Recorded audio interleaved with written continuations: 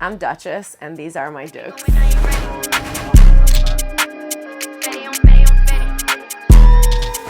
Cros v. Clocks. Yeah. I don't know if you know this. I think I tell you this every single time I see you. You are my oldest friend in New York City. Like, Hey. literally, I met you when I was fresh off the boat. First week. Day one. Maybe, like second. Crazy. You do so much. You're born and raised in New York City, Lower East Side. Yep. I feel like you're representing it so well. I haven't seen you since maybe 2020 or 2021. It's been a little while. Yeah. Yeah. So what you've been up to in the last couple of years? Since then I had the gallery on Canal. I closed that. I had to run for like a year and a half there. Because that was pandemic, so I was kind of able to take advantage of like a good opportunity having that space. I saw that space. It was dope. Yeah, so I did like 3 exhibitions there. Then I opened another gallery in Mulberry Street. And then we pivoted from Mulberry to Brooklyn near the Barclays Center. Mulberry and what? You know I live on Spring. Yeah, we were like the little Italy block. There's only like my 1 or God. 2 blocks now. I had no idea. Chinatown is kind of enclosed that entire space. But we left that, went to Brooklyn. I opened a space out there that was like a 5,000 square foot venue. I had artist residencies. And then from there, I kind of took a break for a little while. The clocks are still moving, but I kind of just regrounded myself. You know, trying to be a curator is a lot of work, and I wanted to kind of go back to being an artist again. So just in the last couple months, I was in LA for 2 months. I've been working on music, so now I've got Carried Away coming out. That's like the first record in 10 years. There's a lot of cool stuff. I'm just keeping busy. Like, I'm dying to hear about this song because I wasn't aware of the fact that you were also a rapper. Yeah. Like, how did that come about? I only know you as the clockmaker, like, predominantly. So I did music since I rapped since I was like 13. And I did graphic design and web design and all this stuff. I did all like the Monster Mondays covers with Swiss Beats, and I touched every stage in New York City. I was able to do like South by Southwest for like 8 years in a row. Amazing. I'm going there this year. Yeah, Austin, Texas is awesome. So I kind of like pivoted from that when music was slowing up a little bit for me, and the clock started hitting. You know, both my parents are artists, so it was kind of like the inevitable transition. People are like, you're an artist, you're not doing the art. The clock started paying my bills. You know, I'm friends with your mom, right? We text sometimes. Hell yeah. She's good. She's actually got a benefit tonight that I'm going to after this. But cool. Yeah, so I mean, it was like a natural transition. I had that competitive nature from being an MC, so like I took that to the art, and the clock started just selling. So I went from like $25 to $50 to $100 clocks. I'm over 10,000 clocks sold now. Damn. In homes, and be able to curate shows. So yeah, it's a beautiful thing. My Jay-Z clock is my dream come true because I've had a crush on Jay-Z since I was 12 years old. Jay-Z, if you're watching this, I want to meet you. Shout out to Hove. A lot of people have clocks. Stop. Yeah. Sometimes they don't have it on themselves. Like people have like, you know, Stevie Wonder or somebody that they look up to. So that's amazing. Yeah, it's a beautiful thing. I got to travel the world off clocks. But with that being said, like that was a natural progression. I knew I always wanted to go back to music, so I have like hundreds of songs I was always working on, and I just didn't have the time really when clocks are just taking over my life. So now I'm finally able to drop something after 10 years, and you know, the response already for it is kind of where I felt the need to like, I think it was like 10,000 views or likes within 24 hours. Yeah. I saw that. I mean, 30 like 2 days later. So my bad. It's just, it's hitting. That's kind of when you give it to the people and like the doors start opening up and it's real, people respect it, and that's it. It's not as hard. I've never had a response like that for a record, so I know I'm in the right path. Yeah, I feel like if something comes from your authentic self, right, the core, and it matches your values, shit is popping. Yeah. Like, it's just like has a good message because it's you, and like people like you for who you are, not like some persona. When I was younger, it was hard to kind of, you know, connect sometimes because I'm from the Lower East Side and I like listen to the Locks and it's more hardcore rap, but I'm older now too, so you know, I feel that. Being real is always a plus. Wait, who produced the song? 1366, my friend Pablo. Oh, and yeah. he's done a lot of different things. And I think Pablo produces. I saw him rap, but I didn't realize he produces as well. Oh no, not that Pablo. Oh, that's different... Rel, and I did his. I executive Okay. produced his project right before I started kind of putting this stuff back out, like just to be able to get my head around, you know, the music climate now, because everything's different. It's all about streams. It's not the same ball game as it was 10 years ago. So I was just brushing up on it and showing people I can actually wear many hats. You know what I mean? So, and we did well. We got his stuff on Vivo and put it out through 1RPM. So I got a good relationship there now. Sorry, I really want to read this passage from my debut novel called Dutchess and Her Dukes. All the other stuff. So it's from the first chapter, March 2020, The Ego. Okay, the opening is dope. The majority of people who arrive here tonight are Dylan's boys. Other graffiti artists, skaters, painters, the legends of the LES art scene. One old-timer is busying himself with a cobalt pencil, sketching a caricature of a couple standing in the middle of the gallery. The couple giggles. They are falling in love. There are freeloaders and groupies from uptown. Underage kids trying to get fucked up on free wine and other people's weed. And this one visual artist from Staten, whose name Dutchess can't remember, is DJing while simultaneously projecting colorful visuals on the wall to the rhythm of I Get the Bag by Gucci Mane, playing out of gigantic speakers right next to the projector. The Newark boys, friends of Dylan, are trapping. They're turning up on their Instagram live. Two boys from Harlem get into it over some girl.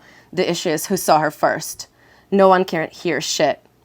Dutchess smiles when she sees Mercer pull up with his two girls. They always assist him in making his art. They're loyal and know how to apply themselves. And their makeup too. Dutchess leaves early. She's bored because she's not drinking. The show is over at 11, but people still linger outside smoking, talking, and playing music on their phones. Dutchess can hear the sounds and smell the smoke traveling from the street all the way to the top of her tower, where she's resting her head against a window. Fire. Wow. Who's Mercer? That's funny. That's great. Is that the Oprah show that I did? That was I'll tell you exactly what it was. It was January 2020, right before the pandemic hit. It was before Mad Max moved to Atlanta. Yeah. Shout out to Mad Max. Yeah, he's my best friend. We're in Miami for Art Basel together. Fire. Yeah, he's just launching a new brand. But yeah, I wanted to paint this like picture. You lived upstairs, right? I lived upstairs. You were in my studio. Yeah. No, remember? that's funny. That is that's the Oprah show. I did. You get a clock, you get a clock, everybody gets a clock, and I'm up on the pedestal cutting clocks for people as they come in. So everybody literally gets a clock as they come in. You were working and then everything is projected on the walls, the whole thing. That was a great show. Yeah. I wanted to do that idea for years, and that place was packed. It was people wouldn't leave the front. I know. I've had some really cool shows, but that one might have been the craziest one because people could see me actually cooking up on the stage, like live in front of people, and leaving with clocks as it was happening. Yeah, and the walls were all alive and shit. Yeah. That was a fire show. That's a great passage. Thank you. I really people falling in love in the show. This was literally I mean, I remember. You might meet you know. It's not all true. Wife at the exhibition, you know. You've done so much, and I know, like, you used to curate with your boy who's no longer with us. Hesh. Yeah. New York Romantics. Yeah. Yeah. So it's been like years of your hard work. Like, how do you do this? Like, do you have any time for yourself? I mean, I've always been big on doing something every day, right? Even if it's a couple hours, you know, if you're working on a lot of different things over a long period of time, you'll get great at a lot of different things. Mm-hmm. But I'm always doing something that I enjoy doing, and when you love it, it's not really a job. I'm able to like utilize my time and take the opportunities as they come, because you know, you never know what might come from that opportunity. So taking everything with a grain of salt and not having these big expectations, but doing it from a place of like passion, it starts connecting. So I've been able to do 300, you know, art shows in a 5-year span, and then like get to start curating shows because I learned how to do it myself, and putting people in positions to be able to win also. So I'm not the only person in the room getting it. You know what I mean? Like, you don't want to be the only person with money. Everybody's going to ask you for money, so you need to get other people some bread too. For sure. And from that, it's just been like, it just expands from there. But I've always had that drive to kind of do creative things, whether it's writing music or it's making art, and then not really working a 9 to 5 per se, being able to survive off of that. Have you ever had like a regular 9 to 5 job? The last job I had is actually on this block at the sweatshop. Oh, really? Yeah, I used to That's go crazy. and switch over the room, so when people were, resetting the amps and shit like that, I worked there, and then I ended up going out to my girlfriend's time to like a wedding, and I said, yo, I can't make it, no one can cover the shift, and I was like, you know what, I'm gonna just go full-time on this clock shit. That's You know? amazing. And I was working with Swiss too at the same time, so downtime I'm on the computer making album art and shit like that, so, multiple streams of income. That's how it works. Tell me about it. Yeah. I think I've had like a million different jobs, like working at restaurants, launching my vodka brand. It's New York. It's New York. Yeah, you got to. What do you think you had to sacrifice and continue to sacrifice to do what you love? I mean, there's definitely some long nights where it's, I'm an only child, so like there is the tunnel vision part of that, right? But I've been blessed to have some good relationships with people that support me on that, whether they lasted or they didn't. New York is an ever-changing landscape, so like you're gonna have to adapt to it. But being flexible kind of helps with that. So, I mean, you're sacrificing anything, whether it's people that you need to like leave behind because they're not fitting, where you're trying to go, and like that's not going to pan out in the long run. Yeah. I've had to do that a couple times where it's just like, yo, I gotta cut this out because it's not good. I've had to redo that again, just Why to keep wasn't it keep good? myself. New York nightlife can eat you up quick too. So like, if you're getting to a certain place and you've done those certain things, or you're putting people in positions to work with you, but they're not delivering, then you got to be realistic about cutting that out. You know what I mean? Because you have a bigger goal in mind, and being honest about that. So it's not like, yo, either you're gonna step up or you're not. But I got shit to do. And when you start kind of approaching things like that, you're more cautious about saying yes to everything. Saying no became like a real big tool for me. That's my 2024 resolution. It's a powerful thing, I can't saying agree no. to shit Because also anymore. you agree and then you wasting your time, or you're doing the legwork that you didn't necessarily Yeah, and have you're to do. resentful of the task or Right. whatever, the person that you said yes That's why I to. say with grain of salt, because you don't want to Yeah. end up feeling like, yo, I'm going to ruin a relationship, which can happen quickly. Yeah. And the nature of just being creative, people might not understand there's a business to this. And like the business side is really how you survive. And if you're not ready to step up on that side, then you can't be mad when people got to make moves. So, yeah, it's tricky, but it's worked out so far. What's Carried Away about? More so about finding one's truth, right? Being honest, if you're in a bad situation with a relationship or whatever it might be, being honest with yourself about it. And then also it's me placing myself in it and my life. So like the first verse is really me explaining kind of where I'm standing and what my perspective is. And then the second one is kind of talking to the listener so that they're kind of taking something away from it, and empowerment. I mean, all my stuff really, after I made music 10 years ago, was about being inspired and motivation, which is what the clocks are based in. So kind of taking that approach to the music now is why I think it's connecting with people, right? And Carried Away, it's rap, but it's catchy enough that somebody can get stuck in their head. Someone that I know who's a hard ass, he's like, yo, I fucking hate the record, but that shit stuck in my head. So I know That's it's what you hitting. want. I'm like, okay, like that's where it connects. Some people catch certain vibes. There's two different kind of tones to the record too. Have you ever watched that it's like show, poetry. Dave? Yeah. It kind of reminds me of Dave. Don't Yeah. hate me. No, that's all right. I'm Maybe white. because What are we're you gonna white, do? yeah. Yeah. But do you want to know how I interpreted the song? Yeah.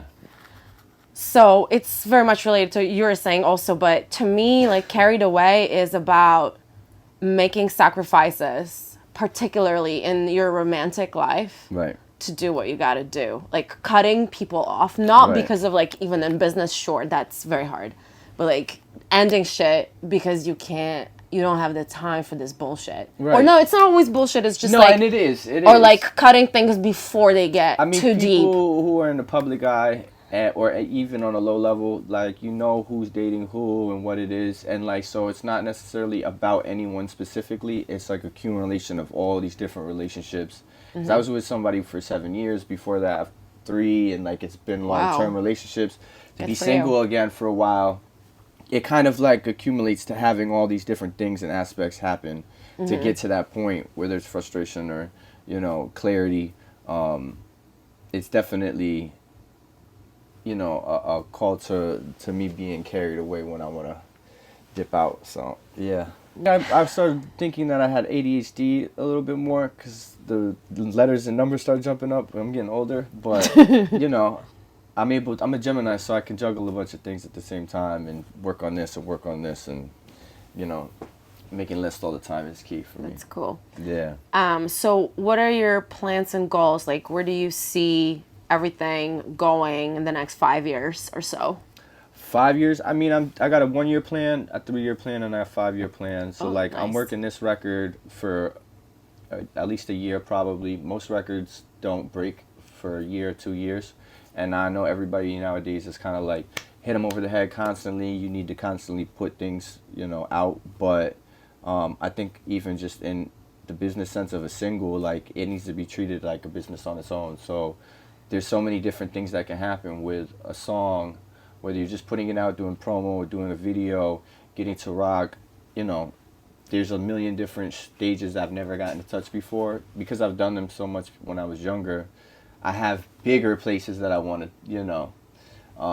So there's a progression to what I want to do on that. But then I'm also working with the Clocks, trying to get merch deals, because I was able to do like Benny the Butcher and Trina and all these other bigger artists, you know, talking to the labels about doing clocks and doing mass production on merch, so that I can actually put the art out in that way, because I can make a living off that.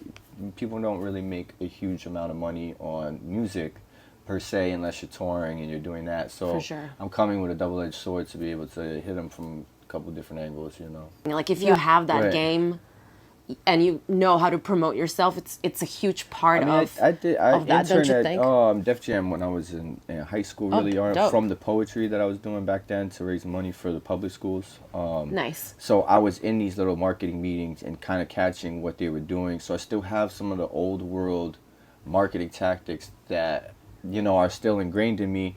Mixing that with learning how Spotify works now and algorithms and the playlists, because it's a tech company. So like, you're not looking at it like they care about music. They care about keeping people on their platform to run ads. So For sure. once I started learning some of the background on these platforms, and I'm just crash coursing myself, absorbing as much as I can, it changes how you perceive your marketing or your idea. And also, if you're trying to be in front of the camera, behind the camera, some people are more comfortable. I've always been in front of the camera, so, you know, even being a little older now, I don't have the same. Can you stop? Like, how old are you? No, it's, you know. You're my age. It's not that old. No, I know, but, you know, these kids are doing TikTok dances and shit like that, so No, that's I feel not that. my lane, but TikTok is not my I'm in front favorite. of the camera doing these, like, little minute-long clips, and I only seen one other artist do it. Now I'm seeing everybody's kind of doing this process, so I'm thinking, all right, I got to switch up how I'm doing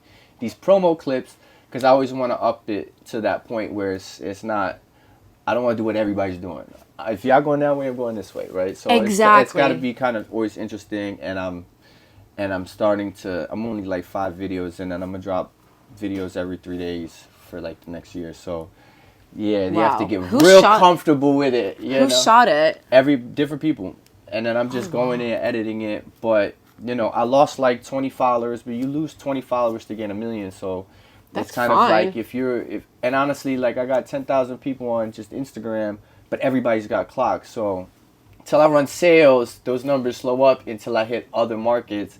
Then I know when I'm doing this show, I get all these sales. I know where they're coming from. So I feel like that's going to be like that with music. But the response is there, so I'm just playing my cards the right way, I think. You're smart. What's the benefit you're going to tonight? Visual Aid. So they're a nonprofit that helps artists who suffer from HIV and AIDS to be able to help them subsidize whatever art that they're doing. You know, whether it's studio costs or someone passes away. So they're a really great organization. They're doing postcard shows. So they took 400 different artists, gave them a postcard.